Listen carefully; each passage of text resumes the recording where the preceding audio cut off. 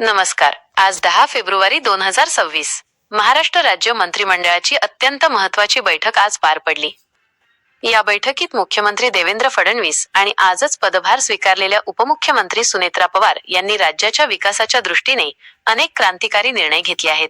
पुणे, बारामती आणि राज्यातील सिंचन प्रकल्पांसाठी आजचा दिवस ऐतिहासिक ठरला आहे. नेमके काय आहेत हे निर्णय? पाहूया सविस्तर. गेल्या अनेक वर्षांपासून रखडलेल्या पुरंदर आंतरराष्ट्रीय विमानतळाच्या कामाला आता मोठी गती मिळाली आहे.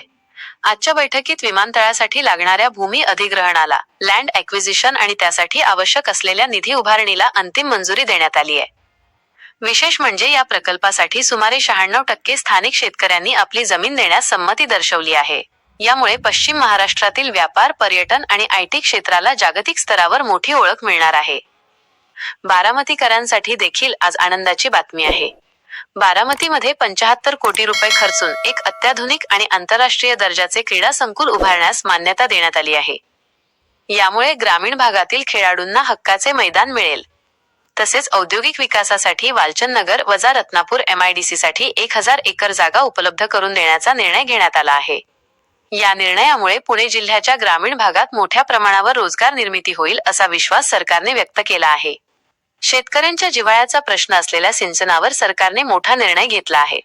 राज्यातील 40 प्रलंबित प्रकल्प आणि 100 कालवे कॅनाल्स पूर्ण करण्यासाठी 15,000 कोटी रुपयांचे दीर्घ मुदतीचे कर्ज घेण्यास आज हिरवा कंदील मिळाला. हे सर्व प्रकल्प येत्या 1 ते 2 वर्षात पूर्ण करण्याचे उद्दिष्ट असून यामुळे लाखो हेक्टर जमीन ओलिताखाली येणार आहे.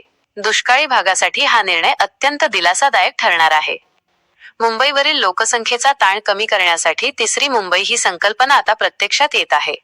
अटल सेतूजवळील क्षेत्रासाठी सिडको आणि MIDCचे नियम लागू करून जमीन अधिग्रहित करण्यास मंत्रिमंडळाने मान्यता दिली आहे.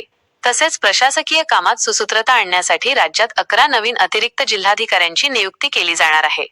याशिवाय विधिमंडळ परिसरात दिवंगत नेते अजित पवार यांचे तैलचित्र अर्थसंकल्पीय अधिवेशनापूर्वी लावले जाणार आहे, ज्याचा प्रस्ताव परिवहन मंत्री प्रताप सरनाईक यांनी मांडला होता.